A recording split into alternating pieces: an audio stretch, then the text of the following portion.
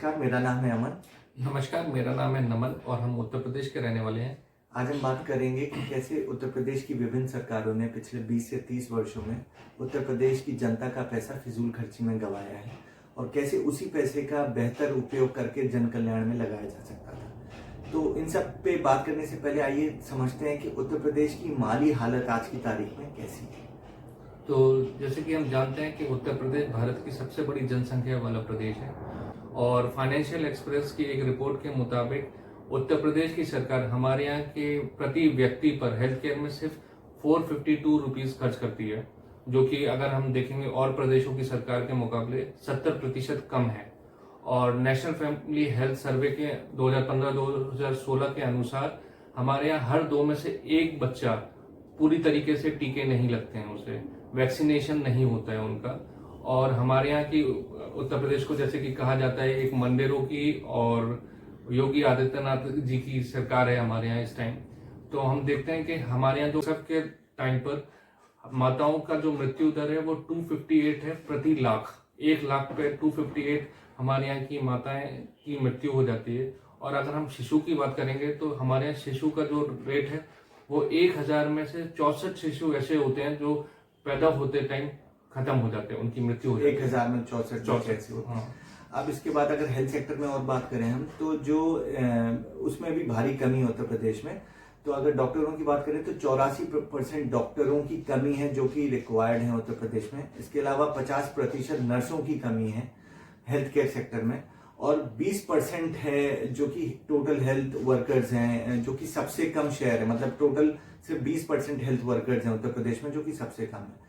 ये तो ही हेल्थ की बात। अब बात करते हैं हम एजुकेशन की और जॉब्स की। तो बेसिकली देखा जाए कि यूपी में सबसे ज्यादा आपका यूथ है और यूथ के हिसाब से सबसे ज्यादा माइग्रेशन भी यूथ का है यूपी में। अगर हम बात करें फाइनेंशियल एक्सप्रेस की, फिर से 2001 से 2011 के बीच में लगभग 60 लाख यूथ ने माइग्रेट किया था, जो कि 20 से 29 वर्ष के बीच में थे यूपी से बाहर जॉब्स के लिए। इसका कारण कई है, लेकिन इसका मुख्य कारण अगर हम बात करें तो वो है पुअर क्वालिटी ऑफ एजुकेशन, जिसकी वजह से जॉब्स की कमी है और लोग अगर जॉब्स हैं भी तो लोग ले नहीं पा रहे क्योंकि पुअर क्वालिटी ऑफ एजुकेशन चाहे वो क्रैक नहीं कर पाते या अलग अलग कारण है। इसके अलावा लेबर मिनिस्ट्री 2015 और 16 के बीच में उन्होंने बताया कि ये सबसे ज्यादा हाईएस्ट एम्प्लॉयमेंट वाला टाइम है और प्रति 1000 व्यक्ति पे 58 लोग यूपी में अनएम्प्लॉयड हैं या बेरोजगार हैं, जो कि सबसे ज्यादा है पूरे हिंदुस्तान में। अगर देखा जाए ये आंकड़ा 37 का है 1000 पे, पर हमारे प्रदेश में ये 58 है, जो कि ज्यादा है नेशनल एवरेज से। तो अगर हम देखेंगे जैसे CSR एक वर्ड होता है, टर्म होता है CSR, जो कि हमारे यहाँ कॉर्पोरेट इंडस्ट्रीज में यूज होता है। हम में से काफी लोग जानते होंगे कि ये CSR क्या होता है। CSR होता है जो बड़ी बड़ी कॉर्पोरेट्स होती हैं वो हमारे इंडिया के वेलफेयर के लिए कुछ काम करती हैं, समाज के कल्याण के लिए काफी काम करती हैं और वो अपने मुनाफे का कुछ प्रतिशत वहां पे डोनेट करती हैं या फिर कम लगाती हैं। तो हमारे यहाँ के चीफ मिनिस्टर योगी आदित्यनाथ जी ने हमारे यहाँ की कॉर्पोरेट से कुछ मदद मांगी है। बोला है कि वो हमारे यहाँ रीडेवलपमेंट करें, लेकिन सिर्फ टेम्पल्स पर नहीं, लेकिन उन्होंने मदद मांगी है खासतौर से कि टेम्पल्स पर लगाएं, टेम्पल्स को बनाने में, उन्हें सुधारने में वो पैसा लगाएं। तो बेसिकली उत्तर प्रदेश सरकार ने 86 टूरिज्म के ऐसे प्रोजेक्ट्स खोले हैं जो जिनकी कुल लागत 2725 करोड़ है और ये 10 कस्बों में या 10 शहरों में है उत्तर प्रदेश के, जहां पे उन्होंने बोला है कि कॉर्पोरेट्स आके यहाँ पे अपना CSR का जो पैसा है वो इन टूरिज्म की और इन होली प्लेसेस के कल्याण और उत्थान और रेनोवेशन के लिए लगा सकते हैं। तो कि अब आप एक बात समझिए कि ये पैसा जो हम टूरिज्म तो मैं कहूंगा कि फिर भी ठीक है, टूरिज्म या जो धर्म स्थल है उनके रेनोवेशन के लिए लगाएंगे तो मेरे ख्याल में वो इतना अच्छा आइडिया नहीं है, क्योंकि मेरे ख्याल में वो पैसा लोगों के कल्याण के लिए लगाना चाहिए, जिससे लोगों का जो लाइफ स्टैंडर्ड है, जो लिविंग ऑफ स्टैंडर्ड है वो ऊपर है। जो गरीबी रेखा के नीचे हैं खासकर हमें उनको टारगेट करना चाहिए कि कैसे हम उनकी जिंदगी थोड़ी और बेहतर बना सकें इन प्रोजेक्ट्स के द्वारा। ये पैसा हम चाहे तो एजुकेशन में, चाहे तो हेल्थ केयर में, कहीं भी लगा सकते हैं, लेकिन हम ऐसा नहीं कर रहे अभी हम सिर्फ अपना धर्म की या टूरिज्म की जगह को और अच्छा बनाने में लगे हुए हैं। और जहां तक कि मुझे पता है कि यहाँ पे योगी आदित्यनाथ जी ने बोला 2% पैसा लगाए, मतलब जो उनकी इनकम है उसका 2% वो CSR में लगाए। तो आप देखेंगे कि जैसे आपने बताया यूपी में 86 प्रोजेक्ट बन रहे हैं, तो इसमें से जो एक प्रोजेक्ट काफ़ी बड़ा प्रोजेक्ट है वो है राम मूर्ति का। तो जो राम मूर्ति पे जो उनका इन्वेस्टमेंट है वो है 350 करोड़ का। और फिर और भी बड़े बड़े प्रोजेक्ट हैं, जिसमें से एक है न्यू अयोध्या, जो कि सरायू नदी है उसके किनारे पे बनेगा। उस पर भी 350 करोड़ रुपए यूपी की सरकार खर्च करेगी।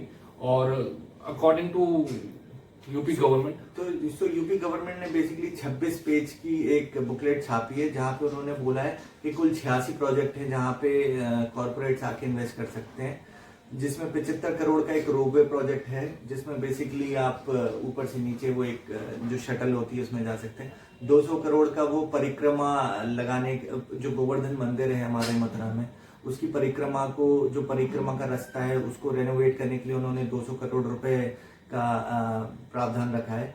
ठीक है, इसके अलावा 100 करोड़ रुपए का पंचकोशी परिक्रमा का जो रूट है उस पे उन्होंने, जो बनारस में है, उसको उन्होंने रेनोवेट करने की बात कही है।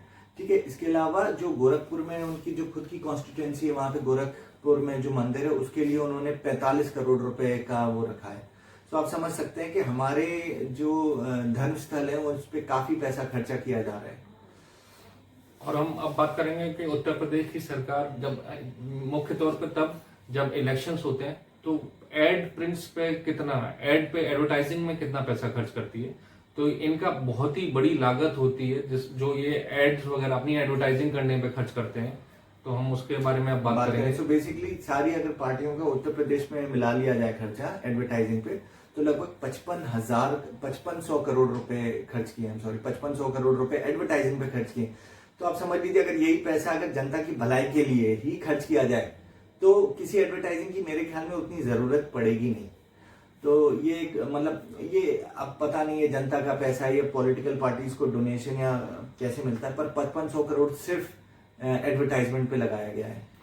और जिसमें 1000 करोड़ तो सिर्फ वोटर्स को रिझाने में लगाया गया है। 1000 करोड़ एक बहुत बड़ा नंबर होता है। इसके अलावा अगर धार्मिक चीजों की बात करें तो एक और जो इस बार के बजट में पास हुआ है वो 612 करोड़ के लिए गौशालाओं पे पैसा खर्च। हम बिल्कुल इसके समर्थन में है कि गाय हैं वो हमारे लिए बहुत ही पूजनीय हैं और उनके लिए कुछ ना कुछ हमें बिल्कुल करना चाहिए। पर मेरे ख्याल में 612 करोड़ रुपए अगर हम और भी चीज़ों में मतलब कुछ पैसा हम डेफिनेटली गौशाला पे लगा सकते हैं, पर 612 करोड़ एक बहुत बड़ा नंबर होता है और मेरे ख्याल में लोगों का उससे काफ़ी उत्थान हो सकता है। तो वो पैसे को मैं ये नहीं कह रहा हूँ कि मत दो, लेकिन उसको सही तरीके से इन्वेस्ट करने की ज़रूरत है। अब बात करते हैं हम इसके अलावा और क्या क्या फिजूल खर्चियाँ हुई हैं। तो मैं अभी कहीं पढ़ रहा था कि बेसिकली उत्तर प्रदेश के स्टेट डिपार्टमेंट के पास 2 SUV गाड़ियाँ हैं, जिनमें से एक SUV गाड़ी है वो माननीय मुलायम सिंह यादव जी, जो कि पूर्व मुख्यमंत्री हैं उत्तर प्रदेश के, उनको असाइन थी। पर अभी पिछले कुछ दिनों से मतलब ये खबर मैंने पढ़ी थी, तो उसमें बताया गया है कि क्योंकि उस गाड़ी में कुछ खराबी आने लगी थी तो उन्होंने दरखास्त डाली थी कि गाड़ी बदली जाए। तो उस गाड़ी को बदली जाए या इसको ठीक कराया जाए, तो उसको ठीक कराने की लागत 26 लाख रुपए आ रही थी। तो जो कि यूपी गवर्नमेंट की सरकारें हैं उन्होंने 26 लाख का खर्चा देने से मना कर दिया था। उन्होंने कहा था जो दूसरी गाड़ी है वो हम उनको अलाइन करा देते हैं, पर ये गाड़ी हम 26 लाख में ठीक नहीं कराएंगे। तो उनको दूसरी गाड़ी दे दी गई, जो कि एक प्राडो गाड़ी है, लैंड क्रूजर है शायद, और उसकी कीमत है लगभग 96 लाख रुपए भारत में। 96 लाख रुपए की एक दूसरी गाड़ी मुलायम सिंह यादव जी को दी गई है। हालांकि वो अभी इन दोनों में से कोई भी गाड़ी इस्तेमाल नहीं कर रहे थे, वो अपनी ही BMW में आना जाना कर रहे थे, लेकिन अब उनको उत्तर प्रदेश सरकार द्वारा 96 लाख की गाड़ी असाइन की गई है। तो आप ये समझिए कि उत्तर प्रदेश जिसकी हालत इतनी खराब है, जहाँ पे मतलब कितनी बदहाली है, और हमारे जो नेता हैं जो कि कहते हैं मौका आने पे कि वो हमारे सेवक हैं, और वो 1-1 करोड़ की गाड़ी में घूम रहे हैं। मतलब मैं ये नहीं कह रहा हूँ कि गाड़ी मत दो, बिल्कुल दो, उनको गाड़ी दो, लेकिन हर चीज की एक सीमा होती है। मतलब आप 1 करोड़ की गाड़ी एक बहुत बड़ा पैसा होता है, 1 करोड़ की एक गाड़ी। तो आप 20, 25, 30 लाख में भी मेरे ख्याल में चीफ मिनिस्टर के लिए अच्छी गाड़ी आ सकती है, लेकिन नहीं, हम 1 लाख रुपए 1 करोड़ की गाड़ी में घूमेंगे। तो आप या तो हमारा प्रदेश बहुत समृद्ध हो तो ये सब चीजें करते हुए अच्छी लगती हैं, पर 1 करोड़ की एक गाड़ी बहुत है। तो हमें इस बारे में सोचना चाहिए, हमारे नेताओं को सोचना चाहिए कि जनता का पैसा है उसको कैसे खर्च करना है। जैसे कि आपने बोला गाड़ियों पे, ऐसे ही हमारे यहाँ के राजनेता जो है वो अपनी सिक्योरिटी पे फिजूल खर्च करते हैं। अगर हम देखेंगे तो अब मैंने कहीं पढ़ा था कि भारत में सबसे ज्यादा वीआईपीज है। इतने वीआईपीज कहीं और नहीं है जितने भारत में वीआईपीज है। उत्तर प्रदेश में तो खासकर हर दूसरा आदमी वीआईपी है। हाँ, उत्तर प्रदेश में हर दूसरा आदमी वीआईपी है। जैसे कि आपने बताया कि हम लोग, हमारे यहाँ के राजनेता गाड़ियों पे बेकार में खर्च करते हैं, तो एक और बड़ी चीज है जो हमारे यहाँ के राजनेता बड़ा खर्च करते हैं और फिजूल खर्च करते हैं, वो है हमारे उनकी सिक्योरिटी पर। ये सिर्फ राजनेता नहीं है, मेरे ख्याल में यूपी में एक कल्चर है सिक्योरिटी लेके घूमने का। छोटे भैया नेता भी आजकल सिक्योरिटी लेके घूमते हैं। ये शायद रसूख की बात है, हमारे यहाँ रसूख की बात होती है।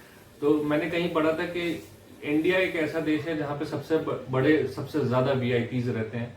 तो अभी कुछ दिनों पहले हाल ही में हमारे यहाँ के जो डिप्टी सुपरिटेंडेंट थे अजय कुमार सिंह जी, उन्होंने कोर्ट को बताया, हमारे इलाहाबाद कोर्ट को बताया कि हमारे यहाँ 830 लोग ऐसे हैं जो कि एक सिक्योरिटी लिस्ट में नहीं आते हैं और वो फिर भी सिक्योरिटी यूज कर रहे हैं उत्तर प्रदेश की सरकार की।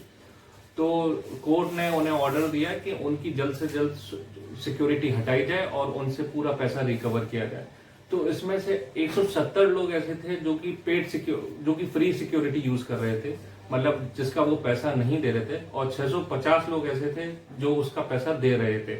और इसमें पूरा जो टोटल उत्तर प्रदेश की सरकार का खर्चा हो रहा था वो हो रहा था 4.83 करोड़, जिसमें से उत्तर प्रदेश सरकार ने 3 करोड़ तो निकाल लिया है, वसूल लिया है उनसे, लेकिन 1.83 करोड़ अभी भी हमारा पैसा उनके पास लटका हुआ है जो उन्होंने वापस नहीं दिया है। तो आप समझिए कितना बड़ा अमाउंट। तो बेसिकली कौन भुगत रही है? उत्तर प्रदेश की सरकार के जेब से पैसा जा रहा है, जो कि अल्टीमेटली जनता का पैसा है। हमारे यहाँ के लोग नेता जो हमारे एंजॉय कर रहे हैं सिक्योरिटी, हमारे पैसों से हम ही से सिक्योरिटी चाहिए उनको। और सबसे बड़ी बात है फिर वो हम पे ही वो सिक्योरिटी छोड़ते हैं। अच्छा, ये नहीं है कि सारी चीजें खराब हुई हैं, कुछ चीजें अच्छी भी हुई हैं। जैसे अभी जो बीजेपी सरकार है उन्होंने 40 साल पुराना एक रूल स्क्रैप किया या खत्म किया, जहाँ पे वो रूल उनको बोलता था कि जो मिनिस्टर्स हैं और चीफ मिनिस्टर हैं उत्तर प्रदेश के, उनको टैक्स अपनी जेब से नहीं भरना होगा। यूपी का जो खजाना है वो पैसे भरेगा उनके इनकम टैक्स का और टैक्स का। तो ये 40 साल पहले ये रूल बनाया गया था और इसको अब उत्तर प्रदेश की बीजेपी सरकार ने इसको हटा दिया है। तो अब सारे जो भी आने वाले जो भी उत्तर प्रदेश के मंत्री होंगे या चीफ मिनिस्टर होंगे वो अपना पैसा खुद भरेंगे। और इस साल उत्तर प्रदेश सरकार ने, अगर हम नंबर की बात करके लगभग कितना होता होगा, तो इस साल उत्तर प्रदेश की सरकार ने 86 लाख रुपए भराया है सिर्फ उत्तर प्रदेश के चीफ मिनिस्टर और उसके कैबिनेट और बड़े मंत्रियों का टैक्स भरने में। तो मेरे ख्याल में ये एक अच्छी पहल है, अच्छा कदम है, और ऐसे और भी कदम हमें आगे लेने चाहिए जिससे हम थोड़ा पैसा बचा के उसको सही जगह इस्तेमाल कर सकें। आपकी नॉलेज के लिए ये बात बता दूं कि ये जो रूल था ये विश्वनाथ प्रताप सिंह जी ने लागू किया था, और इस लॉ के इस नियम के को लगभग 19 चीफ मिनिस्टरों ने इसका फायदा लिया और लगभग 1000 से ज्यादा मिनिस्टर्स थे यूपी के जिन्होंने इसका फायदा लिया। लेकिन आप ये देखिए, इतने सारे लोग आए गए लेकिन किसी ने इसको हटाने की जहमत नहीं उठाई, क्योंकि मेरे ख्याल में अगर एक आम आदमी अगर अपना टैक्स पे कर सकता है तो मेरे ख्याल में यूपी के जो सबसे रिस्पॉन्सिबल सीट पे बैठे हुए हैं चीफ मिनिस्टर और बाकी के मिनिस्टर, वो तो अपना टैक्स बिल्कुल भर ही सकते हैं।